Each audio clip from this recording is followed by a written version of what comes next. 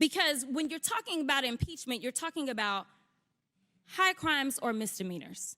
And I can't seem to find the crime. And honestly, no one has testified of what crime they believe the president of the United States has committed. But when we start talking about things that look like evidence, they want to act like they blind. They don't know what this is. These are our national secrets. Looks like in the to me. This looks like more evidence of our national secrets, say on a stage at Mar-a-Lago.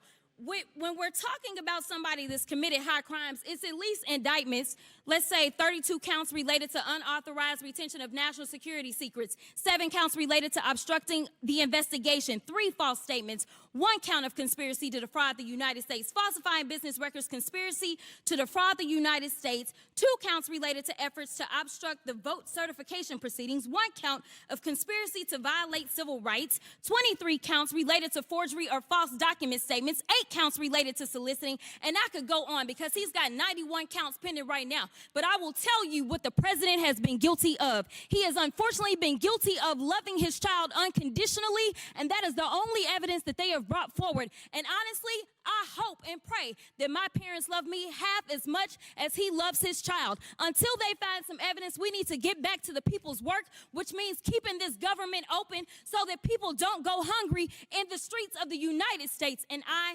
will yield. Republicans are attempting to make the case that the president profited from his son Hunter's business dealings. Here's a bit of what their own Republican witnesses said on the stand. Are you presenting any firsthand witness account of crimes committed by the President of the United States? No, I'm not. I have not. I have not. I do not believe that the current evidence would support articles of impeachment. I am not here today to even suggest that there was corruption, fraud, or any wrongdoing. One senior Republican aide described the hearing as, quote, an unmitigated disaster, saying, quote, you want witnesses that make your case. Picking witnesses that refute House Republican arguments for impeachment is mind-blowing. Nevertheless, House Oversight Chair James Comer now says he'll issue subpoenas for Hunter Biden's bank records. Joining us now, CNN anchor and senior political analyst John Avlon, Washington Post political video editor Joyce Koh, and CNN senior legal analyst Elie Honig. Elie, I want to start with you because this wasn't the opening hearing of an impeachment inquiry is not necessarily the hearing that's designed to lay out all the smoking guns and essentially have everybody decide that everyone is guilty. But Republicans controlled the hearing, the witnesses, the framing of the hearing, and they got run over yesterday. Yeah. And that's not my saying that. That's members of House Republican leadership, their advisors, saying that repeatedly. How? What a complete disaster and embarrassment. And you're right, Phil. The first hearing traditionally is not necessarily where you have to make the whole case, but you have to have something. You don't want your own witnesses essentially turning on you like we just saw. And for contrast, when we were in the impeachment inquiry stage in Donald Trump's first impeachment, the one related to his attempt to shake down Ukraine, during that process, we heard first-person testimony from Marie Yovanovitch, from Alexander Vindman, from Bill Taylor, from all these people who've become familiar, who were giving you direct evidence that was relevant to impeachment. Here, they're still looking. And God bless them. You have that. They have the House majority. You can do what you want. You can subpoena what you want. You can investigate what you want. But I think they got quite a bit ahead of themselves here by calling this hearing to a start when they just don't have the evidence. A couple of things we don't know. We don't know if there will be another hearing. We don't know if they will subpoena President Biden. We don't know if articles of impeachment will be brought. What we do know is the time that was spent and chosen to be spent in this moment.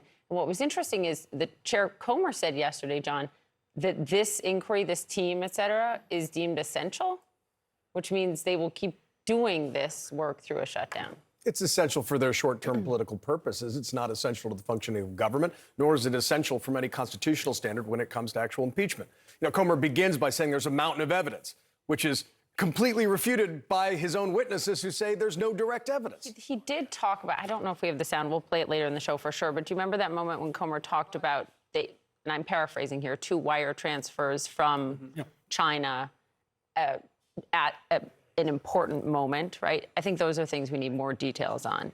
Look, it's perfectly legitimate to get more information. Yeah. But not at the standard of an impeachment inquiry, which has a historic standard. It's only happened 4 times in our history, 5 if you include Nixon. You're saying get that first. Get that first. This is just a fishing expedition for blatantly partisan purposes without the kind of evidence necessary to this constitutional standard. And it's saying self-evident. something versus showing something is very different. Big time. And I think that's the biggest thing. On those wire transfers, that was when Hunter Biden was living with Joe Biden at his Yes. residence, which is why, Biden folks say that that's why the address was on it with those transfers. But to your point, like, these are things that raise questions. And I think the reality, as I think a lot of Democrats have acknowledged, of everything that Hunter Biden was doing, trying to trade on the name while it happens in Washington on a regular basis, looks really bad. I think the question in terms of if you're controlling the narrative, you're controlling the framing, how do you get this far ahead of yourself and then end up with something like yesterday? Well, I think that was a big question going into this impeachment inquiry in the first place, is what do you do when there is no evidence? And if you don't have witnesses that are being presented with any firsthand knowledge of this. I don't think anyone is questioning that Hunter Biden did accept payments from Chinese nationals, but you have to, in exchange for his father's influence, but you have to be able to prove that the president himself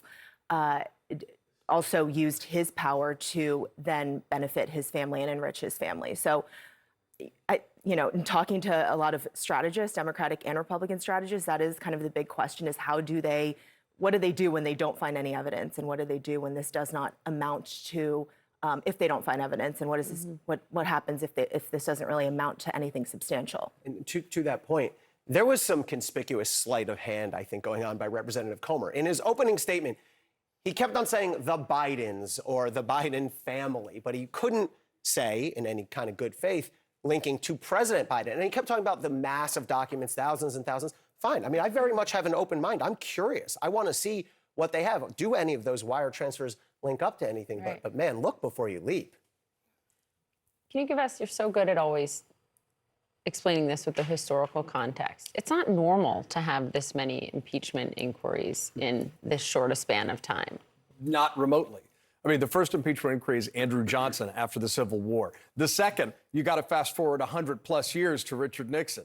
Then you've got Bill Clinton, and then you've got two Trumps, right? Both of which, by the way, I would argue hit that standard. And this is simply a tit-for-tat acceleration cycle. And by the way, not for nothing, but the split screen yesterday between, President Biden giving a speech about threats to democracy at McCain At the Institute. McCain Institute, Right, by the way. bipartisanship, McCain Institute in Arizona. And this, sort of farcical impeachment inquiry by historic standards, that tells you everything you need to know about the bizarro state of our politics right now.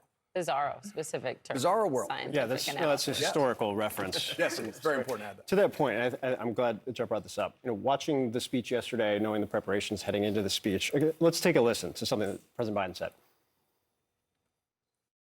I'm here to speak about another threat to our democracy that we all too often ignore.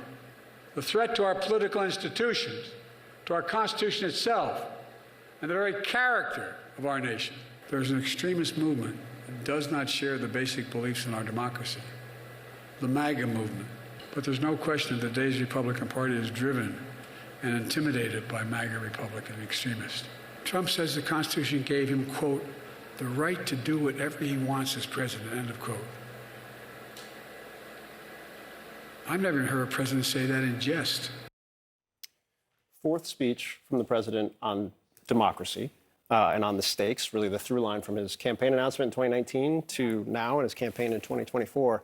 And yet the chaos on Capitol Hill, impeachment inquiries, the Republican campaign, is the message going to be as effective as Democrats think it was in the midterms? I think the president is going to have to do more. Now we've had 4 years of the Biden administration and looking forward into 2024. I think that this message will resonate. It will continue to resonate among certainly Democrats and his base of supporters. But he's going to have to do more because there are a lot of dissatisfied voters out there who have seen 4 years of his administration, are dissatisfied with the economy, his handling on immigration, complaints about his age. We saw that in the Washington Post polling just this past week with Biden, trailing Trump by these 10 points. Yeah, it will be a central theme, but I think he has a record now, which is different than 2020 that he's going to have to talk about. All right, guys, appreciate it as always. Thanks so much.